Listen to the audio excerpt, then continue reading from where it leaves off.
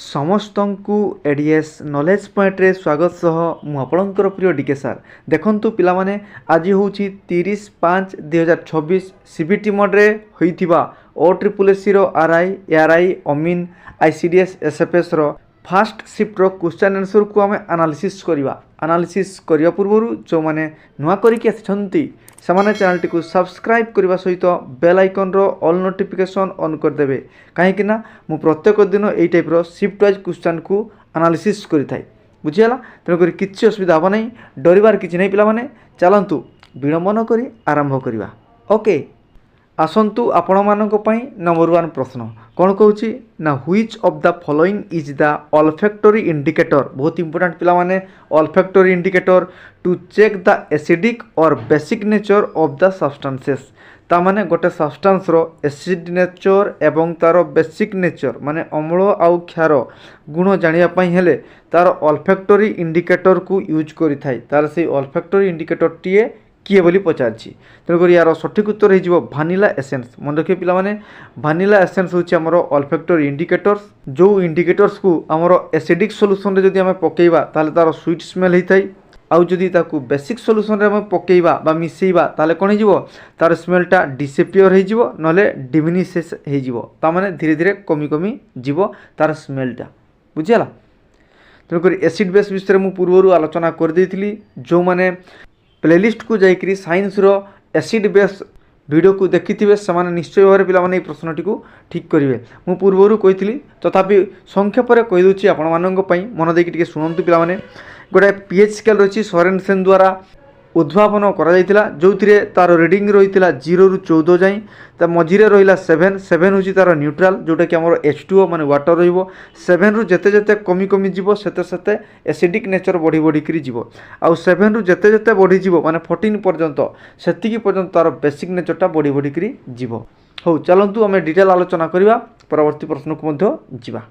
Number 2 କ'ଣ କହୁଛି ନା, Lakshadweep is a which type of island. Lakshadweep କେଉଁ ପ୍ରକାରର ଦ୍ୱୀପ ବୋଲି ପଚାରିଥିଲା। ଲାକ୍ଷାଦ୍ୱୀପ ଗୋଟେ କୋରାଲ ଦ୍ୱୀପ ବା କୋରାଲ ଆଇଲାଣ୍ଡ, ୟାକୁ ମଧ୍ୟ ମନେ ରଖିବେ।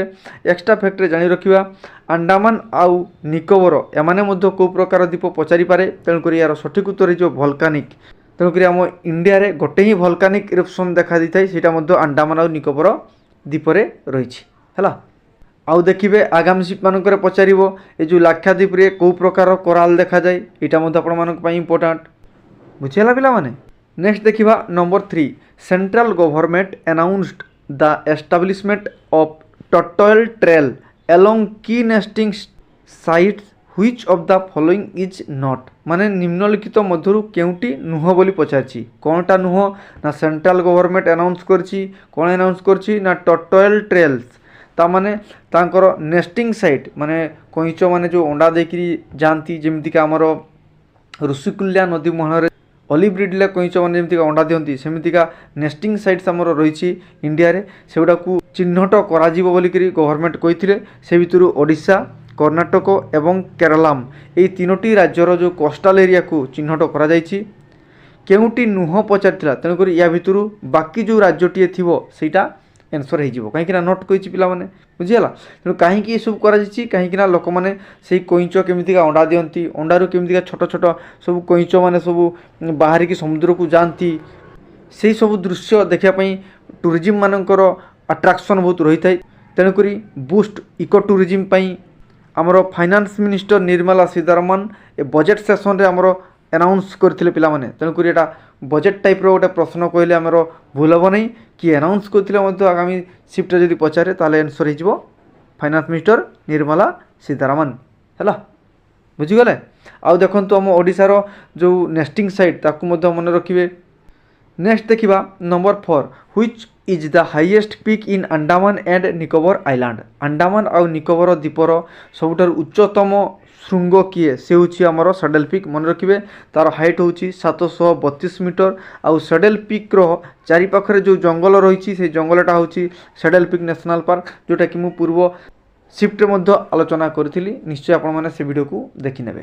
ନେକ୍ସଟ ଦେଖିବା ନମ୍ବର 5, କ'ଣ କହୁଛି ନା, ପ୍ରଧାନମନ୍ତ୍ରୀ ଜନ ବିକାଶ କାର୍ଯ୍ୟକ୍ରମ स्कीम रिलेटेड प्रश्न पिलाने पचार तेणुक PMJBK या विषय में कही रखुची देखु यहाँ गोटे सेंट्रल स्कीम जो स्कीम की मिनिस्ट्री ऑफ माइनॉरिटी अफेयर्स ता अंडर आसी थाई तार उद्देश्य कौन रही ना माइनॉरिटी कंसंट्रेशन एरिया मानकरे एजुकेशन हेल्थ एवं स्किल रो डेवलपमेंट करिवो आउ सेंट्रल सहित ताकू बैलेंस करिवो यार मुख्य उद्देश्य रही आम भारत में पाखापाखि 308टी डिस्ट्रिक्ट रे याकू कभर करिवो याकू मध्य मन रखिए पिला माने बहुत इंपोर्टेंट स्कीम जो स्कीम रे कि आपण मानकर स्कूल रे हॉस्टल मानकर एकोमोडेशन फैसिलिटी देबो ता सहित हेल्थ रो मध्य एवं स्किल रो डेवलपमेंट केमितिका काम शिखेइबो से सब फैसिलिटी पाई परिबे एई स्कीम माध्यम रे बुझिपाइले ना पिला माने हो चलतु परवर्ती प्रश्न को आम देखा नंबर 6 कौन कौची ना नाबार्ड बैंक रिलेटेड प्रश्नटी आसाला देखो पिला माने मु डिटेल आलोचना कर दूची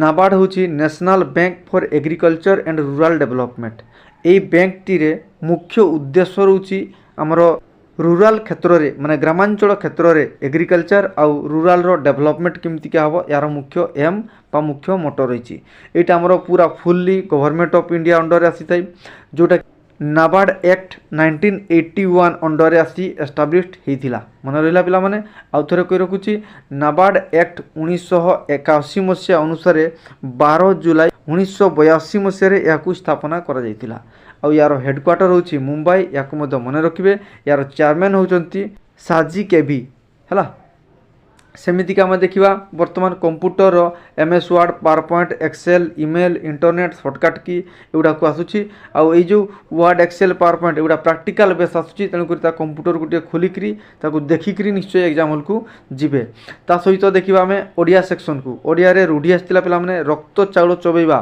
माने रागरे गरगर हो अत्यधिक रागिजा अनुच्छेद आसाला ओडियार 5टी प्रश्न अनुवाद प्रत्येक शिफ्ट आसूची English to Odia Odia to English मन रहा ताले विशेषण प्रश्न आसाला पे फिल इन द ब्लांक्स तेणुक ओडियार ये सब जिन को निश्चय देखिक जीवे बुझीगला एवं देखा इंग्लिश सेक्शन को नंबर 9 एंटोनिम सिनोनिम प्रश्न active voice passive voice direct speech indirect speech idioms passage पे 5टी प्रश्न आसूची ट्रांसलेशन प्रश्न आसूची PQRS सिंगल वर्ड ये सब टॉपिक इंग्लिश प्रश्न सब रोचे देन आम देखा रीजनिंग सेक्शन रे ब्लड रिलेशन आसूची alphabet series coding decoding sitting arrangement direction प्रश्न सब आसी पिला माने बुझीगला एबे देखिबा नंबर 11 मैथमेटिक्स सेक्शन रे आपण मानकर मीन रो गोटे प्रश्न आस्तिला जार उत्तर हबो 37.5 बोलिकरी पिला माने मेसेज करथिले सिलिंडर रो गोटे प्रश्न आस्तिला सिंप्लिफिकेशन रो प्रश्न आस्तिला एवरेज प्रश्न रेशियो CISI प्रत्येक शिफ्ट रे गोटे गोटे लेखा आसुची पिला माने